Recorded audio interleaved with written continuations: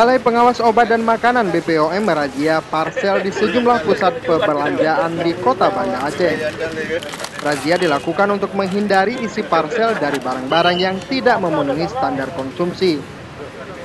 Sejumlah parsel yang dicurigai tidak memenuhi syarat seperti berisi makanan kadaluarsa, tidak memiliki izin edar, serta tidak terdaftar dibongkar oleh petugas.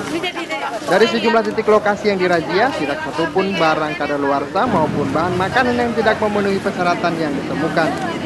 Kepala BPOM Aceh Samsuliani mengatakan, razia tersebut untuk memberikan perlindungan kepada konsumen agar tidak membeli makanan kadaluarsa dan mengganggu kesehatan.